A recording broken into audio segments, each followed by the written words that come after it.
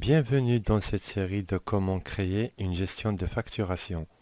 Dans cette présentation, je vais essayer de donner des explications au niveau de la mise en forme de la facture. Ici, j'ai utilisé quelques textbox, une zone de liste qui nous seront utiles pour la facture, un bouton de commande en haut pour rendre le fichier Excel visible ou caché si l'on veut, et comment modifier sa couleur. Pour l'entête de la facture, nous aurons besoin de ces deux textbox, puis une zone de liste pour les prestations afin d'alimenter le premier colonne de la liste View. Puis les quantités pour le deuxième colonne, prix unitaire pour le troisième et prix total pour le quatrième colonne. Ensuite, je vais expliquer comment mettre à jour le total après chaque ajout ou modification et ainsi de suite. Deux boutons d'option en vert et en rouge pour transférer une valeur dans le dernier colonne de cette feuille. En bas, nous avons trois boutons en vert pour transférer les données vers la base de la présente feuille et de sauvegarder la facture dans un dossier existant. Au milieu, un bouton pour l'envoi de la facture via Gmail. Ici, je vais essayer de vous donner un exemple comment créer cette facture. Donc, on choisit un nom. Par exemple, Tuto Yahya, c'est mon nom. Un Gmail.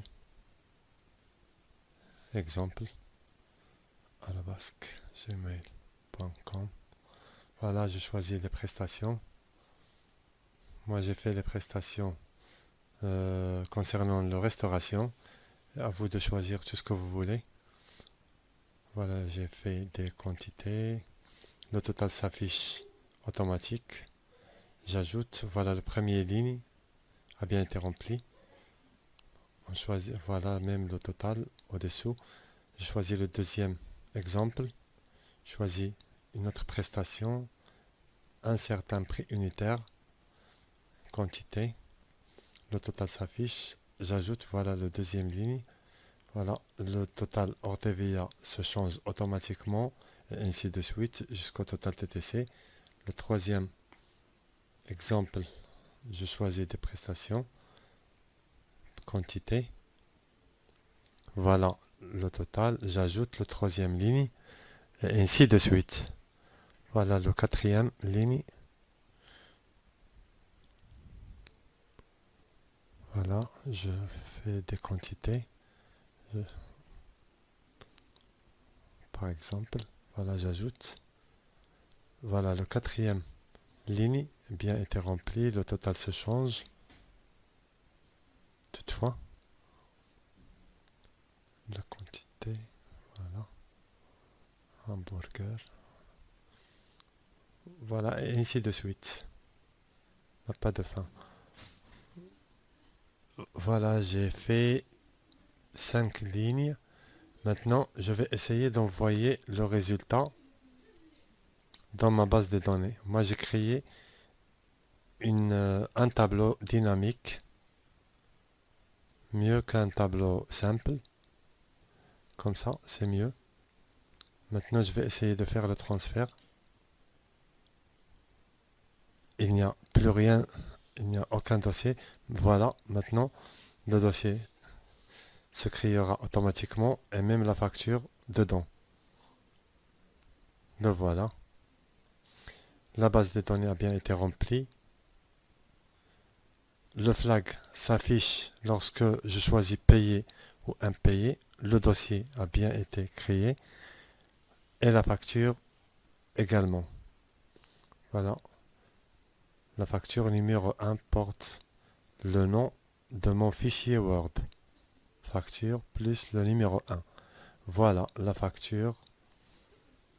On va voir si c'est la même. Et bien sûr, le total hors TVA au-dessous s'affiche la TVA et le total TTC. Je vais essayer d'agrandir pour vous expliquer comment cela se fait. Donc, les 4 colonnes de la liste View s'affichent bien claires. Les 3 dernières lignes se fusionnent automatiquement pour afficher le total, la TVA et le total TTC. Maintenant, qu'est-ce qu'il nous reste? On va essayer d'envoyer le message via Gmail. Je clique tout de suite. Voilà le message box s'affiche et la facture a bien été envoyée. On va contrôler.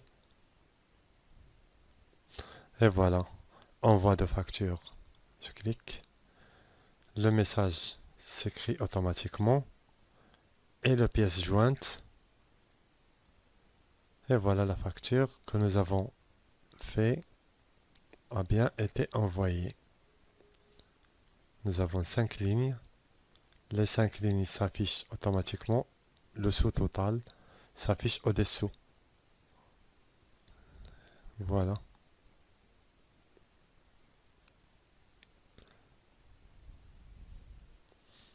Ma base de données a bien été transférée. Je rends mon fichier visible ou invisible si je veux.